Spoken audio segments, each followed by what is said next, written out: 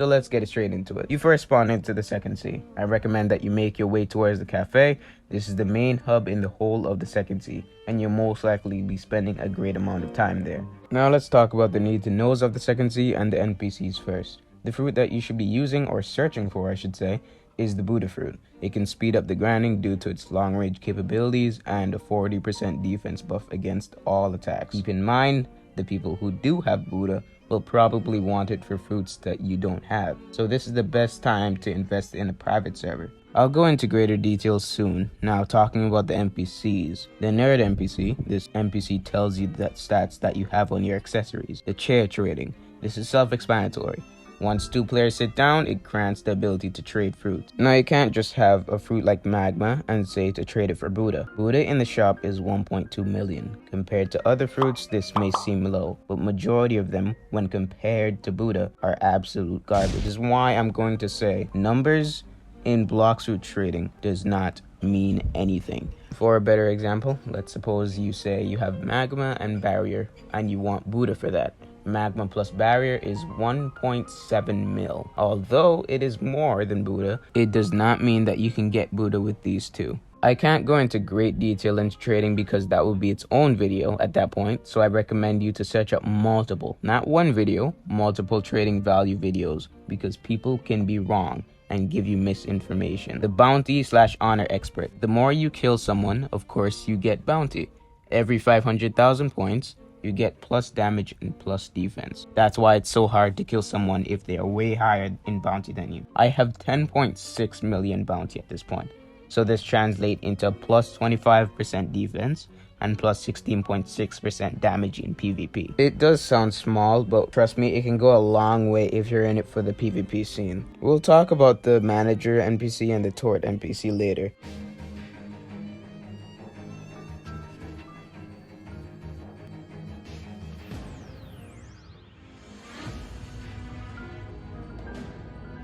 But for now, go back and do the grueling grinding back at the NPC that the compass leads you to. You can find the raider here, the mercenary here, and the boss diamond here.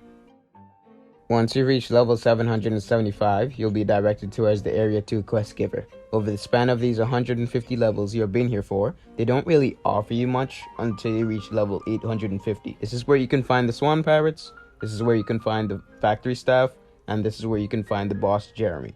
But as I said, once you reach level 850, you become eligible to get the V2 of the race that you have. The requirements are, of course, the level 850 thing, $500,000, and having completed the Coliseum quest, which I will show you how to do. First, go back to the cafe and talk to the Bartillo NPC. He'll ask you to defeat 50 swan pirates. After you completed, you'll be given $50,000 and a lot of XP. So you should probably have 2 times XP so you can gain an advantage for that. But afterwards, he'll then ask you to defeat Jeremy. Once completed, make your way towards the mansion that literally sticks out like a Zotharm. And there should be a table on the opposite side of the stairs with symbols on it. Screenshot or memorize those symbols, then make your way towards the Coliseum. Once there, enter the same code from Y to B. After completion, you'll be given a warrior helmet accessory, which is pretty good if you just enter the second sea. Don't find the alchemist yet though, just focus on reaching level 875 so you can head to the next island where the alchemist is at. Once there, this is where the scientist location is. Once interacted with, he'll tell you to find 3 flowers spread out on the map. The red, blue, and yellow flower. We'll start with the red flower. The red flower only spawns in the daytime and doesn't despawn until someone picks it up. It can be found in 5 different locations. In between this red building and the staircase, on the Jeremy side, on the left side of the bushes on the Swan Mansion, in the green zone close to the Marine Lieutenant NPC, behind the rock near the boss Vegeta, and finally by the giant flat area near Factory, the closest one to the bridge to be precise. Another thing to add for the red flower is if you created a private server expecting to find it, well, you won't, because it only spawns on the second morning. Of course, this doesn't matter for the public servers because, you know, they're always up. Well, until they're not. Moving on to the blue flower. Opposite to the red flower, this flower only spawns in the nighttime, and there is a chance of 2 of them spawning, so better for you. But it is uncommon, so keep keep up for that. The blue flower does despawn in the daytime, so your priority should be higher than any other flower. Now, the spawn locations for the blue flower is in a secret room closest to the graveyard island. There should be a hole in the ceiling, which is really hard to see if it's nighttime. I'm embarrassed to say how much times I've missed. On the lower part of the graveyard area, especially under the trees, one of the graves on graveyard, and the 2 other final locations are on the farthest island that can be seen from the dock that we originally spawned in from, called Usopp's Island. For the final flower, the yellow flower, it's pretty much the easiest flower to obtain. All you need to do is just kill any NPCs from the kingdom area. It's preferred to kill the swarm pirates because they're close together. It isn't guaranteed, so you may have to kill several NPCs to get it. Before I continue, I want to cover the shop. First things first, perm fruit. Safest perm fruit, as a mob is gonna say, is get perm Buddha. That's really it. That's all. If you have a fruit that you maybe have interest in, get that too if you want. If you're interested in Falcon for some reason, get it. I don't know why you'll be interested in it, but it's whatever. You get the point. Get whatever fruit you want. It's how you play it. But the safest perm fruit you can get is perm Buddha. 2 times XP. Do I recommend it? Always. If you're low level, I always recommend you to get 2 times XP. If you have the available Robux and you're not saving for anything, grinding in BloxFruits is so boring. Fragments, we'll talk about that later. Alright, future Chris here. We did not talk about that later, so don't get it. I mean, you can just get it for free. So, don't buy it. Money. On any circumstance, you should not be buying money with Robux unless you're the son of Elon Musk. I will personally come into your house. I will tickle your toes. I will absolutely wiggle my finger in the disparity of you buying money. You wasting your Robux, your hard-earned doubloons, your mother's hard-earned doubloons on things that you can clearly get for free by just killing any NPC in the game is crazy to me. Change race. Races that I really prefer is either Sharkman or Angel. Both of them is pretty good, but more over Sharkman because you don't necessarily take damage, or take less damage if you still have the version 1 from the water. Fruit storage. You'll need this to get wide range of fruits and to get better fruits in general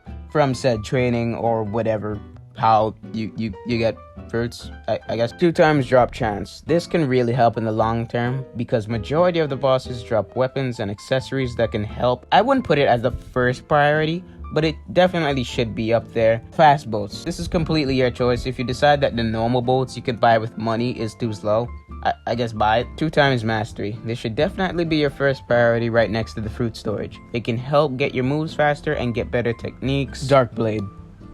Don't get dark blade. Unless you have done your research, I know for sure that you'll use it because that price tag and it's kinda underwhelming. Fruit notifier. Buy this if you're only rich. That's all I'm saying. If you're on a budget, do not buy this shit. It's not good. While talking about level 850 related things, I'll cover the legendary sword dealer now. There are 3 legendary swords, Shizui, Sadi, and Wando, each costing 2 million. Hefty amount for a low level. I mean, it's not intended for a low level because I mean it costs 6 million. So I'm just gonna cover. To figure out when he exactly spawns, you have to utilize the manager NPC that can be found in the cafe. It is preferred to use private servers for this because chances are in a public server you'll be racing to get the swords before other people can reach there. And once one person buys a sword, he disappears. He'll say some pirates said that they ran into him on a nearby island last week. Check back later and I'll let you know what I hear.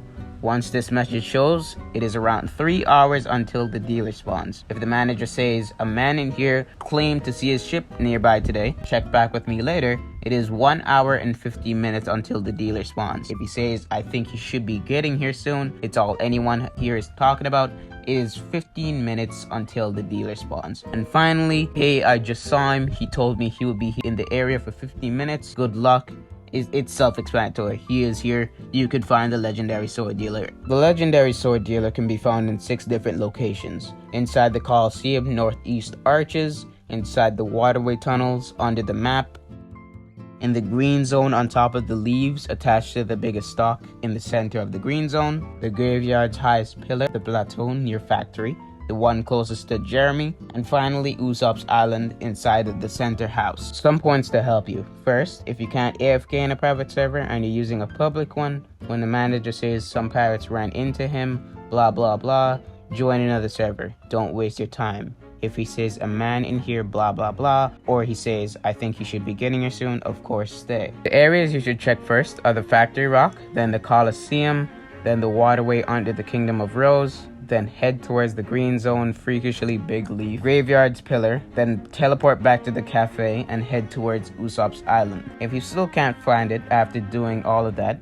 chances are someone has taken it. But if you keep repeating the same process, you'll get it soon enough. Once you have all the 3 swords, get them all to 300 mastery.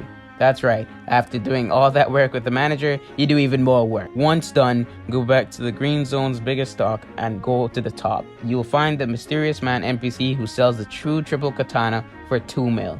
So in all, you're spending $8 million on a sword that you most likely will use for like 2 days, then never again. Because that's what I did. Another small thing to add is if you do craft a true triple katana, in fear that you lose the 3 individual swords, it's fine. They'll stay in your inventory. What else can I say to stall? Nope, nothing else. Alright, okay, so back to the green zone. This is where you can find the marine lieutenants, the marine captain, and the boss Fujito. We have talked about everything that the green zone can offer, so well, we'll move on towards the next island, Graveyard, which is most likely the easiest place to grind, because all the enemies are very close together. This is where you can find the zombies. I know they're very hard to find. Believe me, it took me 3 hours. This is where you can find the vampires. They're very spread out, but don't skip them. Trust me, you're gonna need what they drop later in the game. Graveyard doesn't really offer much except for a different change in scenery, I guess. But after that, Filler Island, you'll be directed to the Snow Island. This island is pretty normal, with an exception of one NPC, and I really hope you've been grinding your fighting styles, because if you haven't, you won't be able to get this one. This fighting style is known as Superhuman. To obtain it, you'll first need to have 300 mastery on the Dark Step style, Electric style, Water Kung Fu style, and the Dragon Breath fighting style. He can be found here on the opposite island from the quest giver. This doesn't need to be said, but I'm gonna do it anyway, because at this point it's the motto for these videos. Detail, you know how it is. So the Snow Troopers can be found here, and the Winter Warriors can be found here. The next island is the Hot and Cold Island. Here will be very useful, and you'll probably be spending a lot of your time here. So first of all, the Lab Subordinates can be found here, the Throned Warriors can be found here, and the boss Smoke Admiral can be found here. Once you have reached level 1100, you have unlocked the raids. Raids are needed if you have the fruits that need awakenings, which can make them even more powerful than they already are. The currency to actually upgrade them is known as fragments. To get to the raid area, go inside the building and you'll see a big screen. To access the buttons, you need to not be holding anything. If you're on mobile, press the weapon, fruit, gun, or fighting style that you are on. Once done, enter this code. Red, blue, green, blue. A secret door will then open that blends into the wall, so it's kind of hard to see. You'll then go up the ladder and you will see a mysterious scientist NPC. There are 10 normal raids you can do. Flame, Ice, Quake, Light, Dark, Spider, Rumble, Magma, Sand, and finally Buddha. If you're low leveled, I'm gonna say it flat out, you will lose. Do not do this by yourself. Go in a public server and ask for help. Or just, don't use a fruit that needs awakening. But then again, you still need fragments. So I mean that kind of contradicts myself. So you're gonna have to go in the raid anyway. Yeah, that's. Yeah. Either way, if you do one by yourself, you are going to lose if you are level 1100. So, or maybe if you have a high level friend, especially if you're planning to awaken Buddha. I say that because Buddha is the hardest raid to do, and Flame being the easiest one. After buying the chip for $100,000 or trading fruits for it, the person who has the chip goes into the Bluetooth thingy. Make sure to not be directly holding the chip, just as how you're putting into the code. Then you should be on your way into the raid. Completing a raid with the corresponding fruit, assuming you have it equipped or have the permanent equipped, before you kill the final NPC, will teleport you into a room with the mysterious entity, where they can awaken moves with the fragment currency. Each raid can give you 300 to 1,000 fragments. If you go under the 3-minute mark, you will get 500. If you fail completely, you will get 300. If you complete the raid in time, you get the full 1000. Do not worry about the advanced raid, you cannot access them for now. After the introduction of the fragment currency, I can finally show you what you can get with it and the different ways to get it in the second sea. We'll go through the different ways to get the fragments. First of all is doing raids. It's the most efficient way, but I mean, if for some reason you really hate raids, I guess you can hunt sea beasts, which gives you it gives you a lot of money, but not a lot of fragments. If you're in it for the money, I guess there you go, but fragments not so much. You can also get fragments from boats that may spawn, and those boats target your boat. Both of these things are known as sea events and have different chances of spawning. Both give you fragments if you defeat them, and only spawn when you don't want them to spawn. As of recording this video, there are only 2 sea events that happen in the second sea. Ship raids will spawn in front of a ship and start absolutely bombing the hell out of it. There's a large ship within the event and is defeated by you. There is a chance that you'll be given a random fruit. Now for the sea beast, it of course randomly appears and attacks the player, not their boat. I mean, it would hurt the boat if you're on it, but it won't target the boat. I should say. If you defeat it, they can also drop 2 accessories, being the chopper and the top hat. When a sea beast spawns, its health depends on the amount of players. If you are alone, the health will be 100k. If there are 2 players, the health will be 125k. If there are 3, it will be 150k. And finally, if there are 4 or more players, the health will be 175,000. Now, I think the most important thing, other than maybe the fragments that the sea beast gives you in the second sea, is the Fist of Darkness. It has 3 uses currently. You can only hold 1 at a time, and it cannot be stored, and also gets thrown into the back rooms if you die. It can be obtained, of course, by a sea beast from a random chest every 4 hours. And yeah, that's pretty much it. Not much ways you can get it. Just that too. Now back for the uses. The Fist of Pain, the Fist of Darkness, can spawn a raid boss named Darkbeard. The location of which you can spawn it is at the Dark Arena, in between the Snow Island and the Winter Castle. Once you have gotten the Fist of Darkness, hold it out and go right next to this thing. What is this? I don't know, but it's something. Once you hold it out, it should spawn Darkbeard. It's very much needed because it holds an item that you need to upgrade certain weapons. It's known as the Dark Fragment. He has a lot of health, so unless you have Buddha or something along the lines of that in terms of DPS, get someone to do it with you. While on the topic of Darkbeard, it also upgrades your Dark Blade to V3, but I won't explain that because I hate the Dark Blade, so I have legitimate beef with this in-game item. So I'm not explaining that shit, so sorry. Back to the uses. If you have the Fist of Darkness, it can be used to obtain the Cyborg race. The first step is to go to where the lab is, hold out the Fist of Darkness, and it should trigger the message, "Your Fist of Darkness has been processed." Once done, you need to go to this NPC named Arithmetic, which sells you a chip for 1000 fragments. This is to begin an order raid. Once you have the chip, go back to the place up where you process the Fist of Darkness and do the very same procedure like you were hosting a normal raid. Keep in mind, the Order is a very annoying boss that moves around a lot. He isn't that strong unless you have no points in defense, so it really is recommended that you have multiple people to finish it faster. Once you defeated him, he has a 2.5% chance of dropping the core brain. So without a doubt, you need to probably do a lot of raids till you get it. But to be clear, you can only get the core brain if you inserted the Fist of Darkness before. And you don't need to be hosting to get the core brain either. Once you have finally got the core brain, go back to where you start the order raid, this time with the core brain in your inventory, and press the button. A secret staircase should open, allowing you to purchase the Cyborg race for 2,500 fragments. Unlike the angel, shark, human, mink race, this race is permanent, meaning if you come back to this place, you can always get it back for 2,500 fragments. And that's still not all you can do with fragments in the second sea. For the progression of your account and to get better techniques, fighting styles, all that, one of these techniques that is pretty minor but you do need in the long run is the Dragon Breath NPC. He can be found here and costs 1,500 fragments. Master of Auras. This NPC will sell aura colors which are purely cosmetic but does have some uses in the third sea. I don't recommend you to get any of the regular aura colors. Focus on the legendary colors. Do keep in mind that you have to have stage 5 aura to purchase. Spawn locations in the second sea are the Forgotten Island on top of the left skull, Hot and Cold on top of the house thing, if you even can call it that, Snow Mountain close to the ship dealers, and the green zone near the ship dealer, Ice Castle on the left wall to the castle, and finally the cursed ship specifically under the right staircase inside of the main room. The legendary colors are Winter Sky, Pure Red, and Snow White. They do cost a lot, coming in at 7,500 fragments, but do make sure you get it along the long-ass journey that is BloxFruits. I'm forgetting something. What am I forgetting that you can do with fragments? Oh yeah, okay. Now you can access the Tort NPCs to change your race for 3,000 fragments. So basically 3 raids for a chance to get a race that you don't want.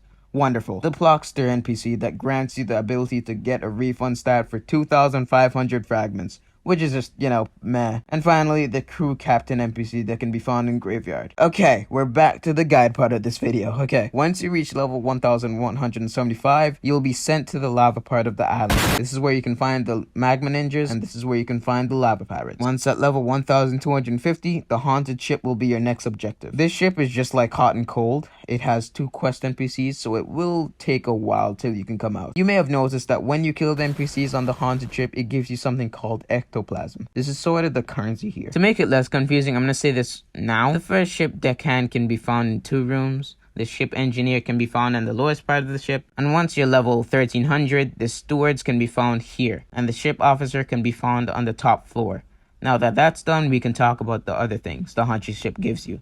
Now, we'll get to the minor things out of the way. The El Poro NPC sells the Midnight Blade for 100 ectoplasm. And from what I've seen, it's a pretty okay combo starter. If you go down to the lower part of the ship, you'll find the El Rodolfo NPC that sells you the Bizarre Gun for 50 ectoplasm. Now the big thing is Ghoul Race. Ghoul Race gives a various stat boost during the night and allows the player to leech other players' health, making it a pretty good PvP race. Now obtaining it isn't really that hard. The race itself costs 100 ectoplasm, and you also need a raid boss drop, which is pretty much the catch. The item is known as a Hellfire Torch, which can be dropped by the Cursed Captain who spawns every night with a 1 out of 3 chance. Once you have all those requirements, head towards the stewards on the middle part of the ship and talk to the Experiment NPC. Now, while on the topic of races, I completely forgot about the V3 quest. Specifically, this is how you upgrade your race to version 3. The requirements are to be level 1000. The player has to already have V2 of their individual race,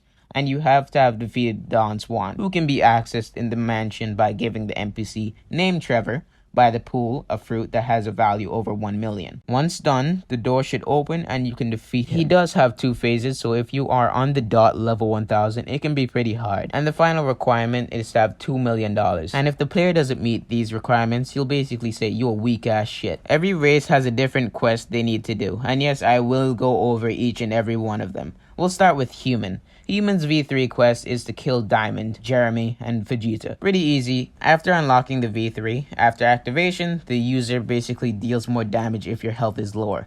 So if you're doing a combo, always activate it to do a little bit more or a lot more damage. It depends. It has a 20-second cooldown and lasts for 5 seconds. Moving on to Shark. Shark's V3 quest is to defeat a naturally spawned sea beast. Once completed, you unlock an ability named Water Body. While activated, it decreases damage taken from players and NPCs by 65% and lasts for 4.5 seconds and has a cooldown of 30 seconds. And I thought it was more, but I guess they nerfed the hell out of it. And rightfully so. I mean, that's absolutely busted in PvP. Cyborg. Cyborg's V3 quest is to give Arrow any physical BloxFruit. And I'm pretty sure this is the easiest one to do because you can literally just give him a rocket fruit and he'll accept that. Once you get it, you get an ability called Energy Core. While activated, it boosts the player's defense by 30% and creates an AoE lightning effect around the player that does tick damage. The damage is based on the player's level, and it does break instinct if it comes in contact with the player. So it's really up there if you're into the PvP scene. Ghoul.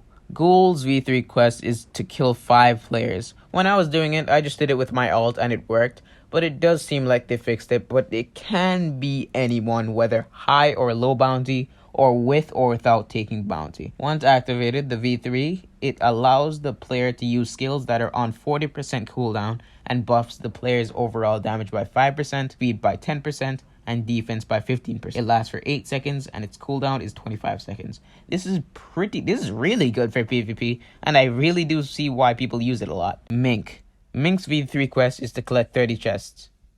Yep, that's it. collect 30 chests. That just giving you money. Yep, that's very hard. Once the V3 is activated, it increases the player's movement speed to 4 times their normal speed and increases the player's dash length slightly. And finally, it decreases the cooldown of dashing. It lasts for 6.5 seconds and has a cooldown of 30 seconds. Have you realized that all you've been doing is running? And finally, Angel. Angel's V3 quest is to simply kill one of your own. Yeah, just kill another Angel race guy. That's really it.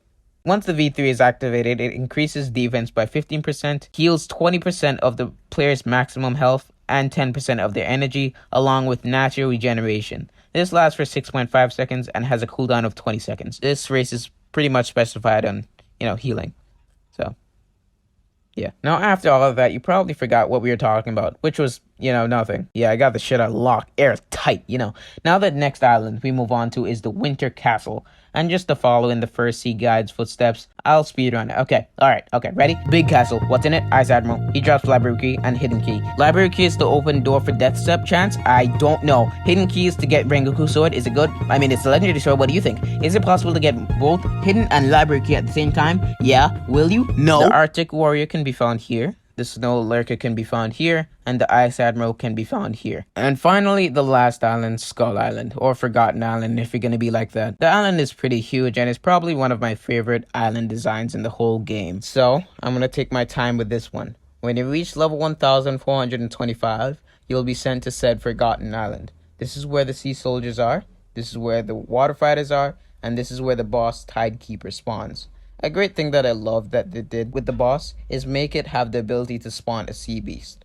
It doesn't really drop anything if you kill it, but it can be annoying if you ignore it. An important thing to add is this sea beast doesn't have much health as a normal sea beast. It has 20,000 health to be more specific, which if you have the proper fighting style, fruit, or sword, you can easily destroy it. Once dead, the Tidekeeper has a chance to drop the water key. Once given to dive out the Sharkman, it can give you the Sharkman karate fighting style. Basically the version 2 of the water kung fu fighting style. The requirements is to have 400 mastery on the water kung fu, $2.5 million, and 5,000 fragments. A really hefty amount for an underwhelming fighting style, I know, but you really gotta get it. And while I have you here, you have to get 400 mastery on Superhuman, Dragon Breath, Electric Style, Dark Step. It's a toll. I really know. It's a really big toll to get, but you do have to get it. Well, not really. You can just do whatever you want. This is to get their respective version 2s, which can be very good in PvP and grinding. Oh yeah, and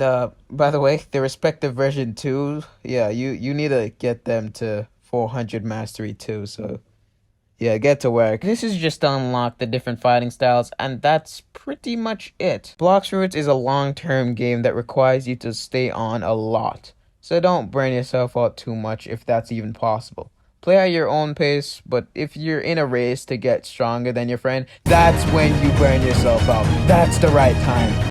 Anyway, I'm in a witch's cauldron. Please come save me. Bye.